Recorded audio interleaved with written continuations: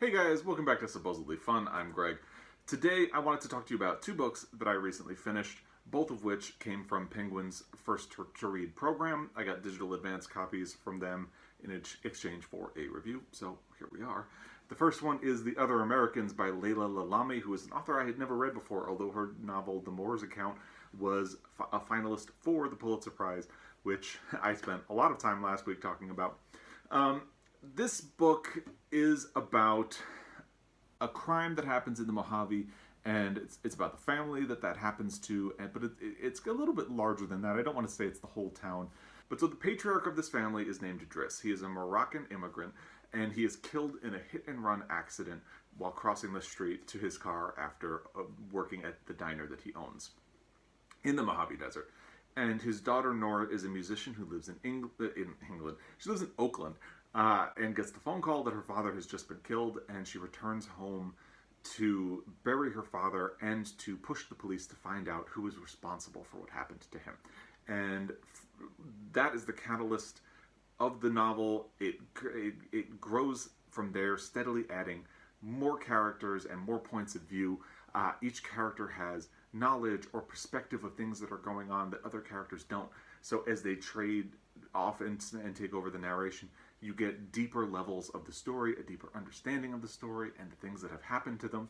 And I just thought that was really fascinating. I thought it was a really well done way of writing this story and telling it. In many ways, it feels like The Other Americans unfolds like a fan, spreading out to reveal more and more of itself.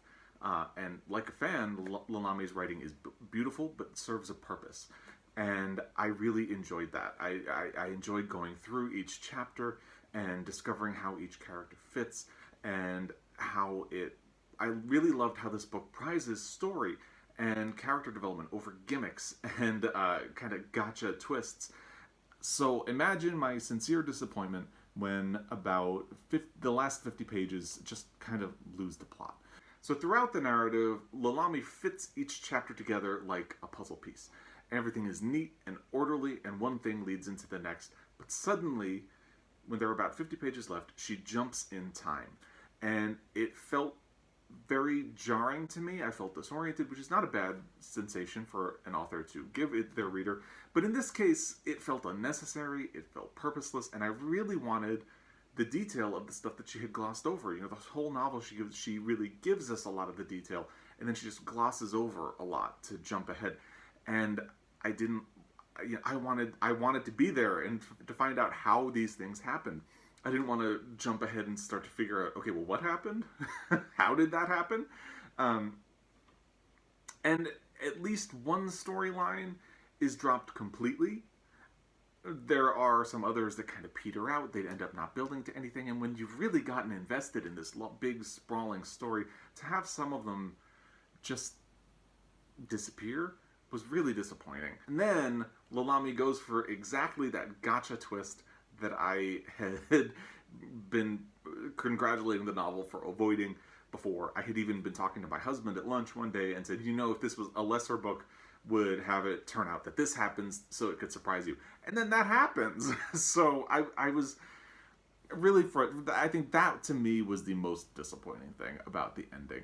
I think had I not really loved the first 2/3 of this book, I would have been a lot more frustrated than I ended up being. I still really liked The Other Americans. I think because I had so much buy-in going into those last 50 pages, I could kind of forgive them for disappointing a little bit.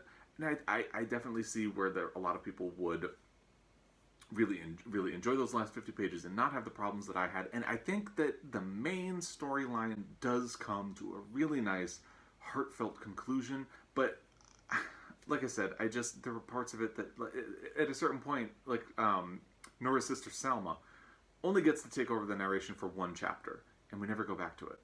But something fairly big happens in her one chapter. We get a revelation about her that never comes up again. Well, it's hinted at in a later chapter, but we never get any resolution on it. So it's just kind of like, well, why did we get that at all? But overall, I still really liked the book. I think what Lalami did was really beautiful. I loved her writing, so I kind of want to pursue more of her books. And I still recommend this book. I just, with that caveat that I was disappointed by the last 50 pages. Not enough not to recommend the book, but it's, you know, it's there. So the other book that I got was Too Much Is Not Enough, a memoir of fumbling toward adulthood by Andrew Rannells. I was really unsure about this book, to be honest. I don't know much of anything about Andrew Rannells. I know he was one of the stars of the Book of Mormon. I watched the TV show The New Normal when that was on for one season.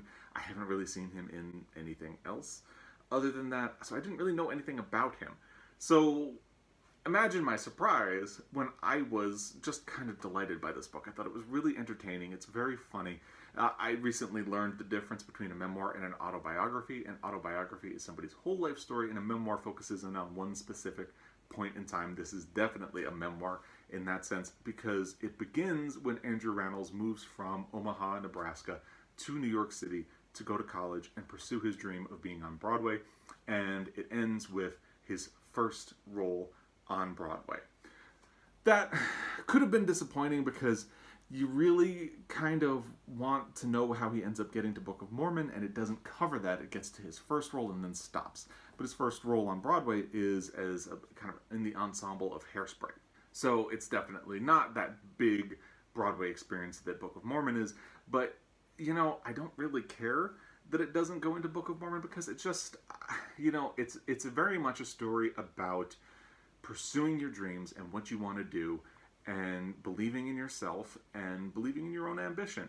And it really works on that level, and focusing in just on this point of time where he moves to New York City and when he gets his first job on Broadway, really works for that. And you do get a lot of detail about his childhood because obviously his childhood impacts how he goes to college and his decisions about college, and he talks a lot about his romantic life. It's a very funny, engaging book in that sense.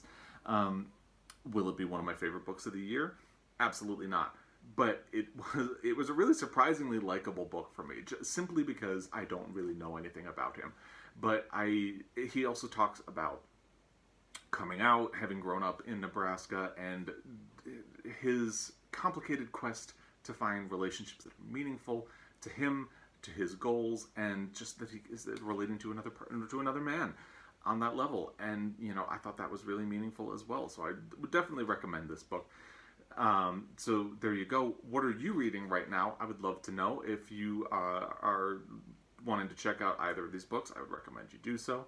If you are already a subscriber, thank you for taking the time to watch this video. If you are not a subscriber, I hope you enjoyed this enough to hit subscribe or check out some of my other videos. And I'm going to be back again. Until then, happy reading.